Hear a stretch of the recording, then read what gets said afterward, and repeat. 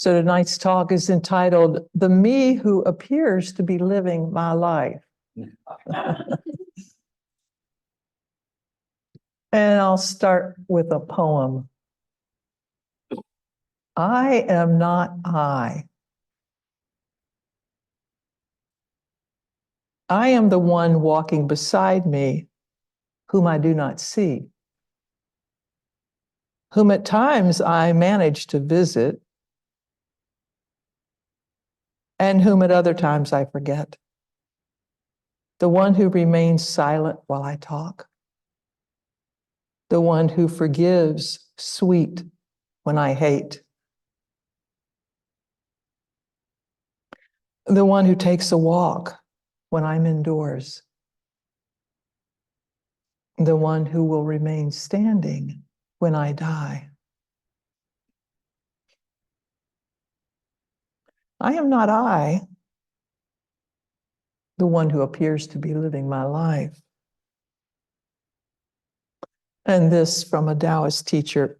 In the midst of all change, remain undisturbed, whether the days are good or bad. Do not forsake the wholeness of your spirit. I am not I, the me who appears to be living my life. And if we ask these questions, well, who am I and why am I here? Who's this me who appears to be living my life? Would the answers be the same whether we were referencing this moment, this place, this time, or that larger existential question of life? And one of the reasons I think many of us come here on Tuesday nights is to gain some understanding of what or who this me is, who appears to be living my life. And actually how to live and be with this fleeting, precious life. To understand the wholeness of spirit. So we sit here together to attune ourselves with words, with silence, and with some mindful awareness to remember that which we already know, but have a tendency to forget. So tonight I thought what I might do is offer a few ideas, which again are really just reminders of what you already know about the me who appears to be living this life. And as always, see what resonates, see what makes sense to you, lands for you, evokes curiosity or confusion or strong disagreement. And let the rest of it go. So I'll move through about 4, maybe 5 ideas. And I want to start with one that many of you are familiar with, which is acknowledging the 8 worldly winds. And in case you don't remember those right off the top of your head, they are pleasure and pain, gain and loss, praise and blame, fame and disrepute.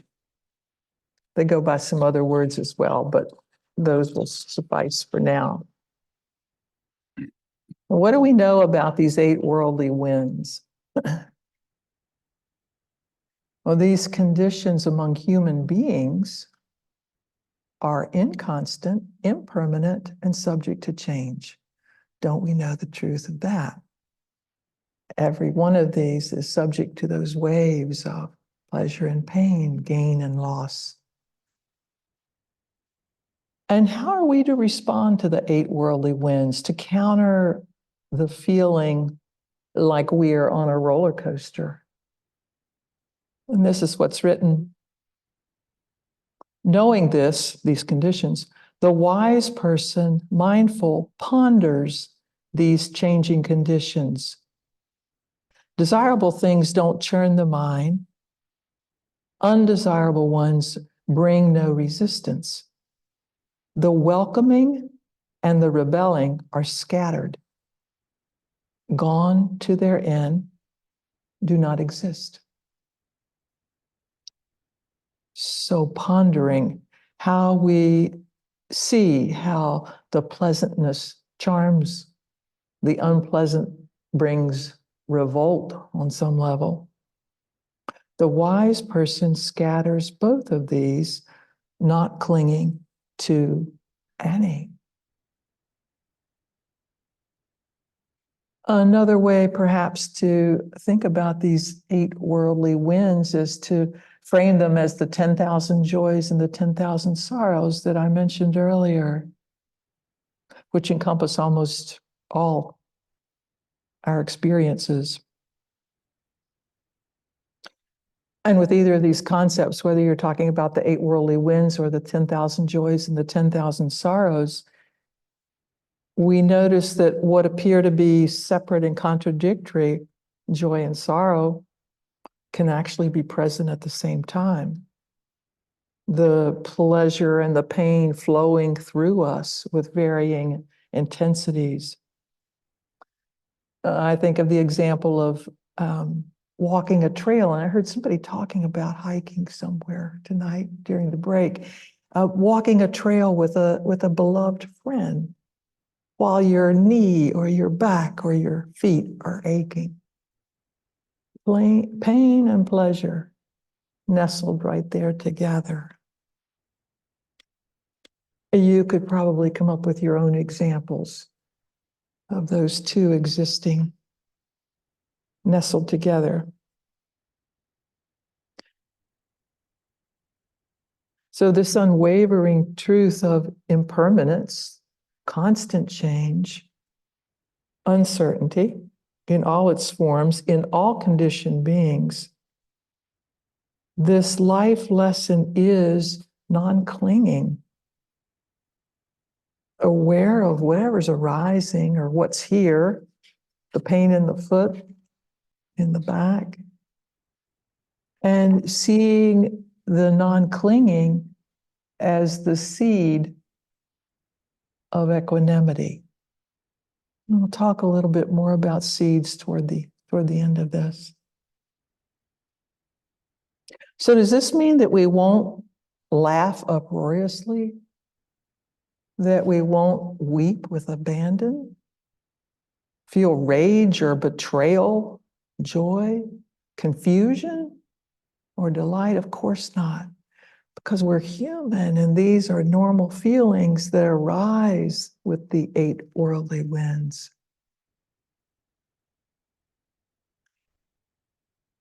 When we discern what's happening, see what's arising, and we listen to the thoughts that are streaming, particularly with that which is unpleasant, unwanted, when we wish it were different, we can begin to see the ephemeral nature of how each thought, each feeling state has a beginning and an end if we pay attention to their arising, their lifespan, their ending. And we also begin to realize that just because we have a strong feeling or an overwhelming thought, it doesn't mean that we either need to believe it or construct a whole story around that feeling or that thought.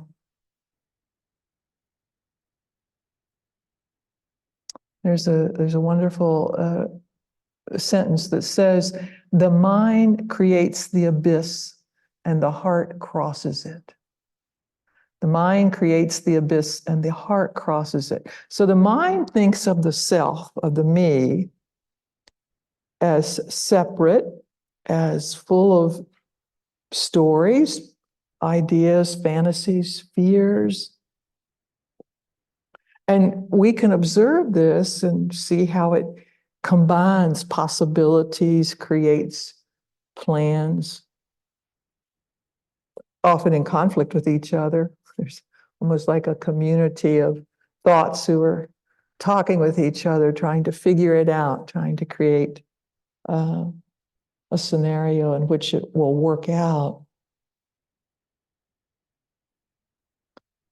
And Jack Kornfield writes that we all have the beautiful qualities of a saint and the destructive capacities of a dictator. Now, you might notice when your mind is in one of those frameworks. The thinking mind continually plans and imagines, creating endless visions, stories of struggle or hope or change. The heart knows better. The loving heart allows for all the stories and the fears to rise without believing in them, without having to follow them or to fulfill them in some way.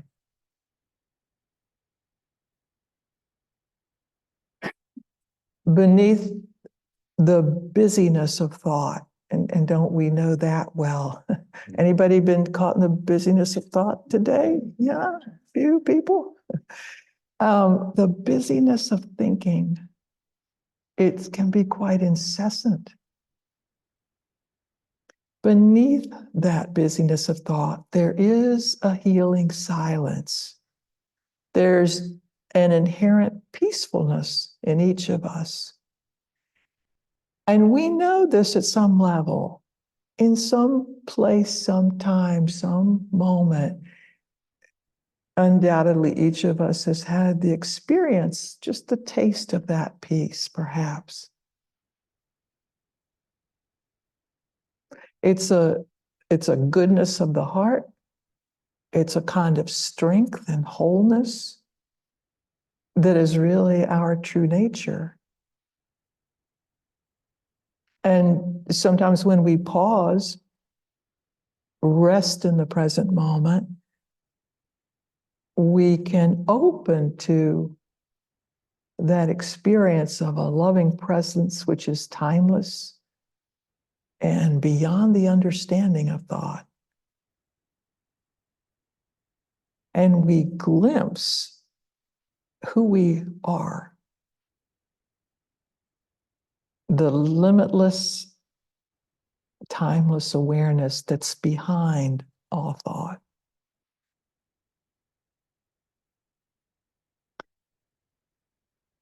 So it's the very essence of our loving, conscious awareness that emanates from each of us.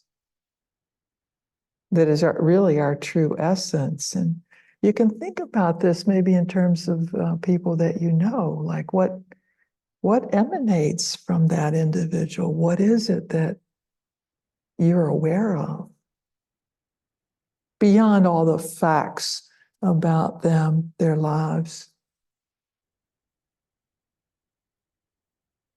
It's the very essence of loving awareness that emanates from each of us, that is our true essence.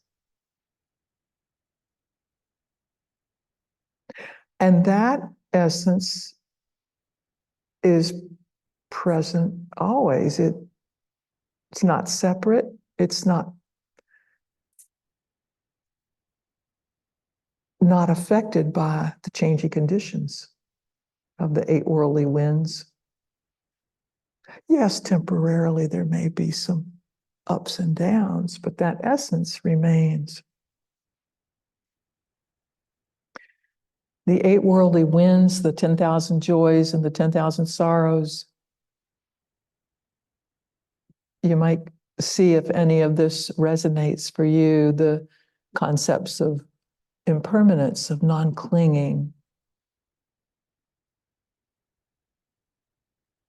So just pausing for a moment, and if it's helpful to close your eyes and think about any of what's just been said, if it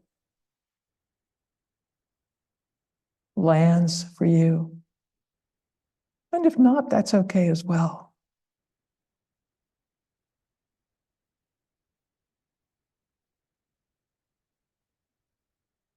So move on to a second possibility for attuning to the me that appears to be living my life. Ajahn Chah, who was a Buddhist monk of the 20th century, once suggested that we repeatedly ask ourselves these two questions. Why was I born? And what can I take with me? Why was I born and what can I take with me?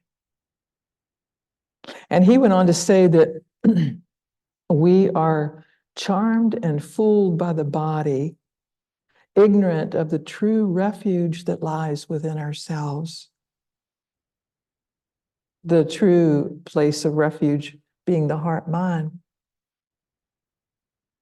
So he suggested that when we ask ourselves these two questions again and again and again, we might become wise.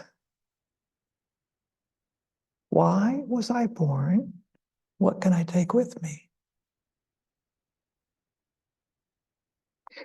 And these questions for me had a connection to the 5 daily recollections, which many of you are familiar with. I won't go through those right now, but particularly the last one and the fourth one, the fourth and the fifth one, all of which, by the way, speak to the fleeting nature of life and impermanence, the me who appears to be living my life. So the fourth reflection or recollection is that all that is near and dear to me will change and vanish. All that is near and dear to me will change and vanish. We're all old enough in this room to have some experience of that, right? We know that. And the last recollection, I am the owner of my actions and heir to my actions. I am born of my actions. My actions are my relations and my protection. Whatever actions I do, both wholesome and unwholesome, skillful and unskillful, of that I shall be the heir. Why was I born? What can I take with me? So these rather sobering recollections are meant to remind us of the preciousness of this life. And maybe to encourage us to redirect our energy, to reset intention, or to reconcile a relationship. Whatever actions I do, both wholesome and unwholesome, skillful and unskillful, of that I shall be the heir. So take a couple of minutes just to reflect on how this lands with you. And let it land with the weight of a dragonfly's wings.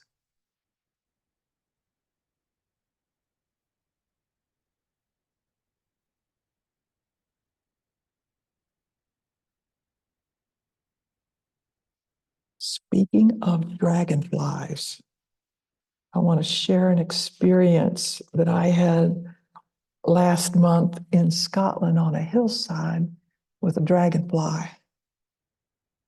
I was inside of a wildlife viewing blind, about 25 feet above ground, in the late afternoon. So the sun was beginning to go down, had not yet set. And I was there with a couple of friends, and we were sitting in stillness, just looking outside the blind to see what was there. And a dragonfly, not a damselfly, my granddaughters have taught me the difference, lands on the outside vertical wood wall just beyond where I've been sitting inside this blind. So the dragonfly, here's the wall, here's the shelf. I'm looking, peering out right here. The dragonfly lands right at the edge with its head just poking up over the edge. I catch the movement of, it's silent, of this silent dragonfly who alights very gracefully on that edge. Even our amazing machine of flight, the jet plane, can't touch down without a few bumps and a lot of noise. The dragonfly is a master of agile, quick flight and silent landings. Beautiful to witness. So she touched down on this west-facing wood wall near sunset. And what I discovered is the dragonflies need, being cold-blooded, they need sun or another mechanism of warmth to enable them to fly. So they're cognizant of that, and they're choosing where they land depending on temperature, the sunshine. She, I'm saying it could have been a he, sat in almost complete stillness. And my hand was resting about 8 inches from where she landed, and my eyes were no more than a foot from her eyes. And 80% of a dragonfly's brain is dedicated to sight. She's got eyes that can see 360 degrees, around 200 images per second. I move my hand gradually, very slowly toward her, just in an effort to be closer to her. I'm looking at her, and I can see that her eyes are moving every now and then to the right, to the left, to the right, to the left. And we sit like this for 20 minutes, eyeing each other in stillness, our bodies inches from each other, both of us breathing, sensing, resting. I wonder what she makes of what she sees. The 17th century Japanese poet Basho wrote of the dragonfly,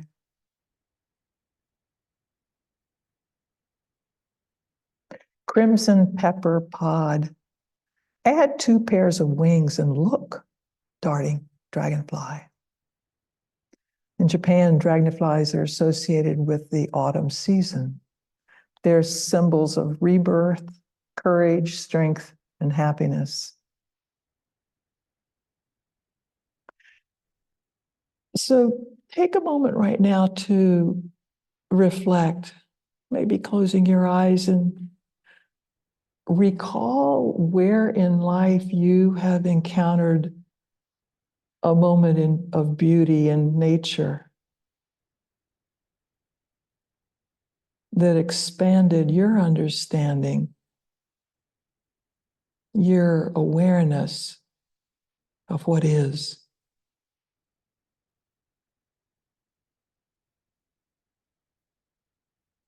A moment that invited a rebirth of awe or happiness. Maybe a moment where you felt strength, the wholeness of your spirit. The boundlessness of the universe.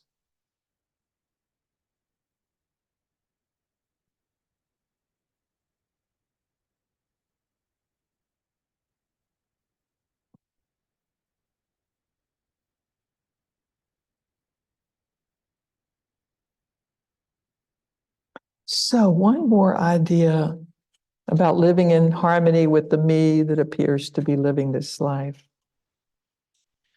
Rumi once wrote, "There is a basket of fresh bread on your head, and yet you go door to door asking for crusts."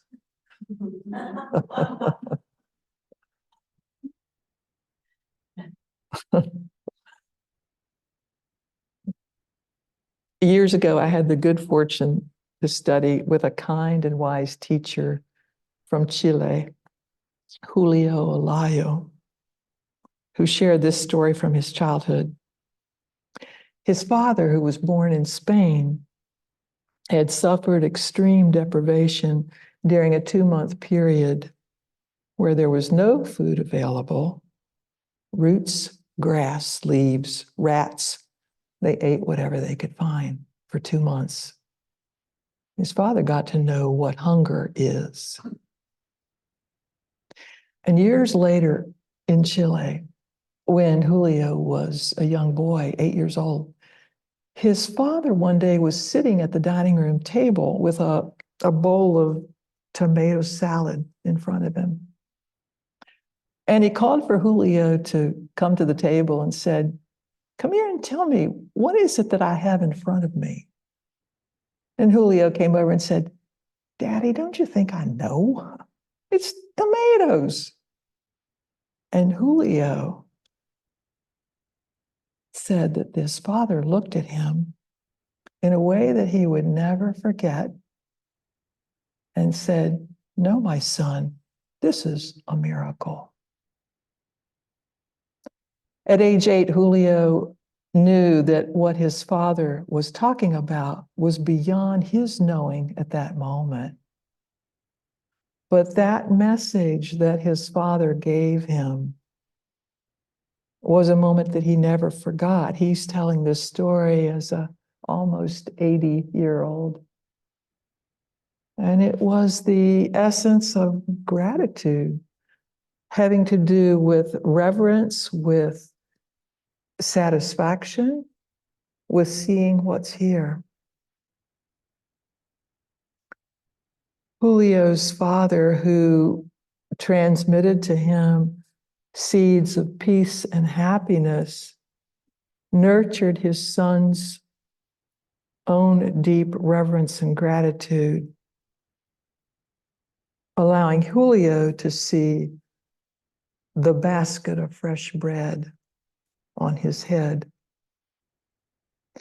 Thich Nhat Hanh, who's was a Vietnamese Buddhist teacher, says that our ancestors have transmitted to us seeds of suffering, but also seeds of peace, joy, love, happiness.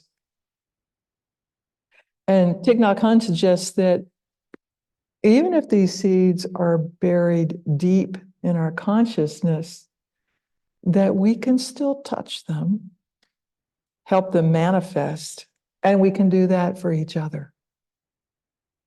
We can acknowledge and water our own and each other's positive seeds, so it can become a kind of gratitude practice of noticing those qualities of wholesomeness, of skillfulness that we attend to, that we nurture. So again, you might reflect for a moment, what seeds lie dormant within you that you might water now, helping them to manifest?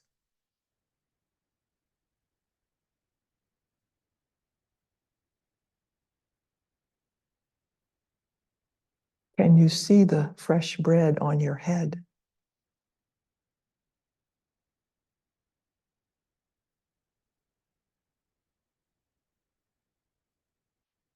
So I'll close as I began with this poem. I am not I. I am this one walking beside me, whom I do not see, whom at times I manage to visit, and whom at other times I forget. The one who remains silent when I talk, the one who forgives, sweet when I hate. The one who takes a walk when I am indoors. The one who will remain standing when I die.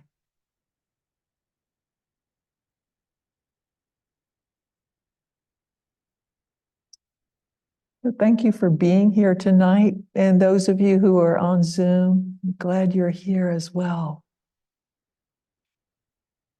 Thank you for your presence, your practice.